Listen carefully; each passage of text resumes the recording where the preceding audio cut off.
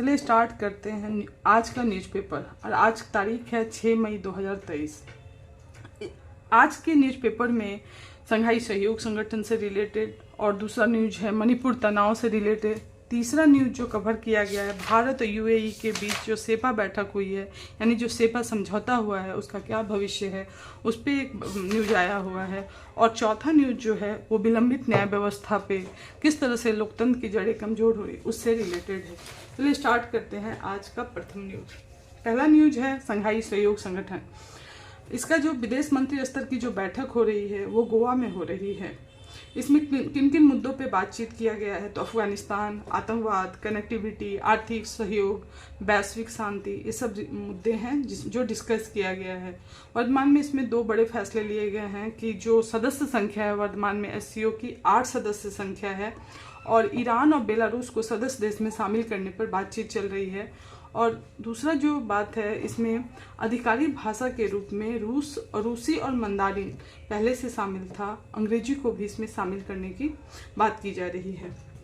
और सीमा पार आतंकवाद का मुद्दा भी एक बड़ा मुद्दा इसमें से उभर कर आया हुआ है। 2018 में भारत ने एक सिक्योर फैक्चुअल न्यूज़ था जिसे कवर करने की कोशिश की गई थी।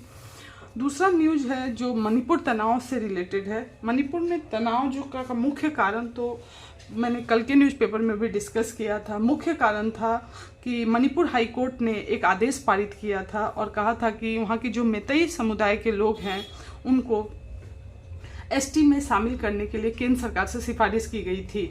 और जबकि हम इस समुदाय की स्थिति को देखते हैं तो इनका जो मैतेई समुदाय है वहाँ पे क्षेत्र पे इनका प्रतिनिधित्व कम है, लेकिन जनसंख्या में ये बहुसंख्यक हैं और लगभग जो वहाँ की जो 60 सीटें हैं विधानसभा में उसमें से 40 सीट पर ये काबिज है। यानी एक आर्थिक और राजनीतिक ताकतवर ये समुदाय है। और आरक्षण की मांग से ये प्रॉब्लम ये होगा कि नौकरी और शिक्षा में जो ऑलरेडी एसटी कम्युनिटी हैं उनको 31% अभी आरक्षण है मणिपुर में। अगर इनमें मैतेई समुदाय को भी शामिल कर लिया जाए तो इन्हें ये डर है कि इनके लाभ में कमी आएगी। तो आरक्षण की राजनीति का यहाँ पे प्रभाव देखा जा सकता है कि किस प्रकार राज्य में हिंसा भड़का, प्रवास और अर्थव्यवस्था तहस नहस हुआ। तो वर्तमान में हमें आरक्षण पे भी सोचे जाने की आवश्यकता है कि आरक्षण जो है ये दिन पर दिन राजनीति का विषय बनता जा रहा है, जबकि ये राजनीति का विषय नहीं है। इसको एक भावनात्मक मुद्दा बनाया गया है जो सही नहीं है और इस पे तर्कसंगत रूप से हमें सोचे जाने की आवश्यकता है। एक न्यूज ये कवर किया गया है। दूसरा न्यूज जो है कि एक बिहार में एक विश्वविद्यालय है, मत्स्य विश्वविद्यालय किशनगंज में। चूँकि जिस तरह से जलवायु परिवर्तन हो रहा है, तापमान में वृद्धि हो रहा है, तो वहाँ पे जो मत्स्य प्रदेश हैं जो बिहार के, जैसे वहाँ की राजकीय मछली है मांगूर, या पहाड़ी क्षेत्र में एक मछली है गोल्डन महासीरा, ये लोग क्या हो रहे हैं कि तापमान अधिक होने की वजह से इसमें ये सर्वाइव नहीं कर पा रहे हैं। लेकिन अतः मत्स्य महाविद्यालय किशनगंज में उनके जलवायु अनुकूल शोध हो रहा है, रिसर्च एंड डेवलपमेंट को बढ़ावा दिया जा रहा है, उनके जीन परिवर्तन को बढ़ावा दिया जा रहा है ताकि बढ़ते जो जलवायु परिवर्तन के कारण उनके उत्पादन प्रभावित ना हो। तो ये काम किया जा रहा है। लोकतंत्र को कमजोर करता विलंबित न्याय व्यवस्था।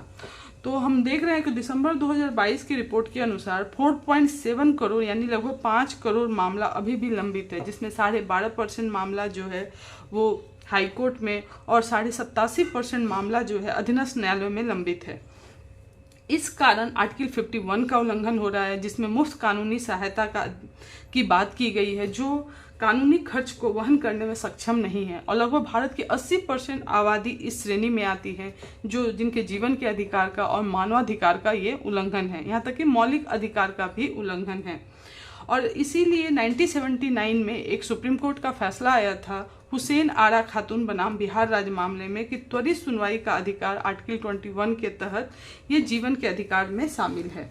न्यायालय ने यहाँ तक कहा है कि त्वरित सुनवाई आपराधिक न्याय तंत्र का मूल तत्व है और सुनवाई में देरी अपने आप में किसी व्यक्ति को न्याय से वंचित करना है, अर्थात न्याय मिलने में विलंब एक प्रकार से मानवाधिकार का उल्लंघन है। तो अब हम जानते हैं कि आखिर क्या कारण है कि विलंबित न्याय व्यवस्था है भारत में। तो इसका पहला कारण हम देखते हैं कि वर्तमान में आम आदमी जो हो कि सामाजिक, आर्थिक और कानूनी रूप से वो जागरूक होता जा रहा है, जहाँ तक उनकी अदालत तक पहुँच आसान होती जा रही है। दूसरा हम देख रहे हैं, इसका कारण ये देखा जा सकता है कि जो नए तंत्र बन रहे हैं, जैसे PLI जनहित याचिका या नए अधिकार RTI, इसके कारण भी जो न्यायिक सक्रियता आ रही है, इस कारण भी मुकदमों की संख्या बढ़ती जा रही है। और भारत में न्यायाधीशों की संख्या भी कम है।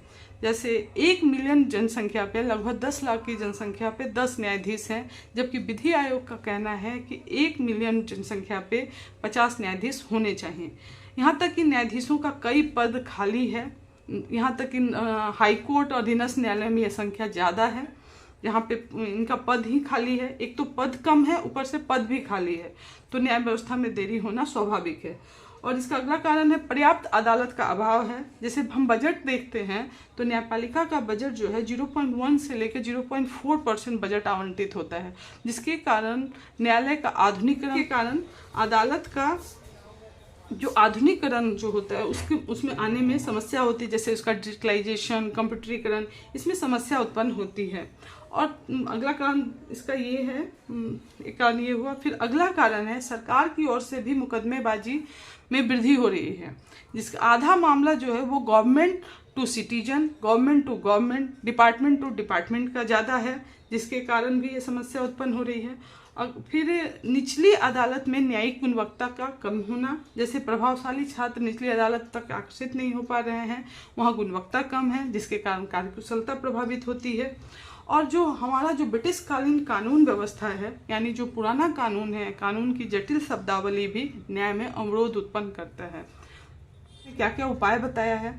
तो सबसे पहले उन्होंने उपाय बताया है कि कोई भी मामला अगर वो जाता है कोर्ट में तो उसका समयबद्ध परीक्षण करना चाहिए, टाइम बाउंड होना चाहिए उसके लिए, प्रक्रिया बाधा नहीं हो, प्रोसेस इतना जटिल ना कर दिया जाए कि काम ही ना हो पाए, तो प्रक्रिया को सरल करना चाहिए।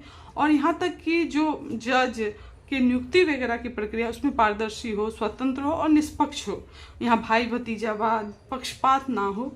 फिर इसका कारण है जनहित याचिका जो है उसको लाइव प्रसारण किया जाए, जनहित याचिका का, नए अदालत की स्थापना की जाए, उसका त्वरित निस्तारण हो। यहाँ पे बजट आवंटित में वृद्धि करने की आवश्यकता है, राजस्व न्यायालय में सुधार करने की आवश्यकता है, क्योंकि भू राजस्व का मामला है और भारत में लगभग 75 से 76% किसान जो है लघु और सीमांत किसान हैं, जो गरीब किसान हैं, वो पीड़ित किसान को न्याय देना, त्वरित न्याय देना आवश्यक है। इसलिए यहाँ पे सुधार होने की आवश्यकता है। हमें वर्चुअल कोर्ट खोलने की आवश्यकता है।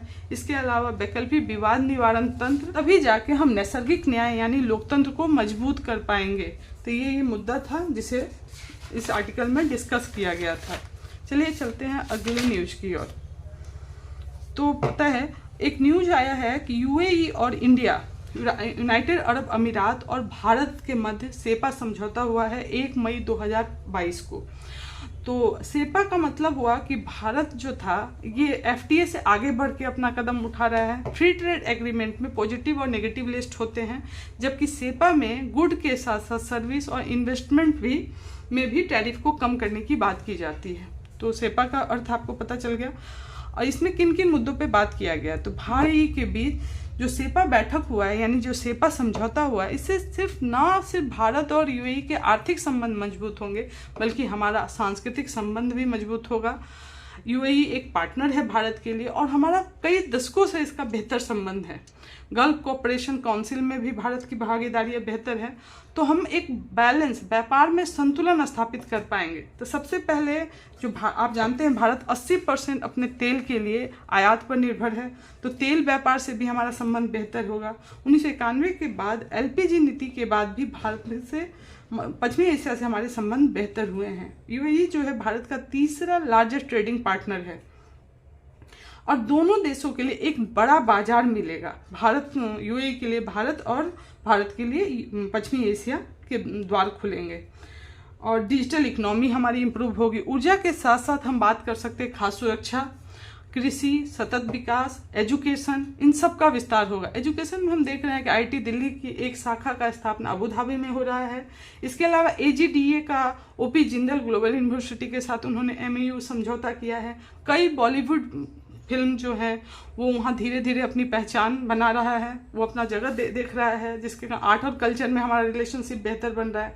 यहाँ तक कि भारत और यूएई के बीच एक स्टार्टअप ब्रिज है, जिससे निवेश आएगा, प्रॉफिट होगा, रोजगार बढ़ेगा, कई अवसर आने का बेहतर मौका है। इसके अलावा इंटरप्रेन्योरशिप के लिए भी हमारी क्षमता वृद्धि होगी। भारत यूएई का संबंध जो है I2U2 भी है। इंडिया, इजराइल, यूएसए और यूएई। एक और संगठन है UFI, जिसमें यूएई, फ्रांस और भारत, ये सब की मदद से एक बेहतर भविष्य की ओर इनके संबंध जा रहे हैं और इनसे हमारा आर्थिक और सांस्कृतिक ऐतिहासिक संबंध और मजबूत होगा। मैंने लगभग सारे न्यूज कवर कर दिए हैं। Thank you friend.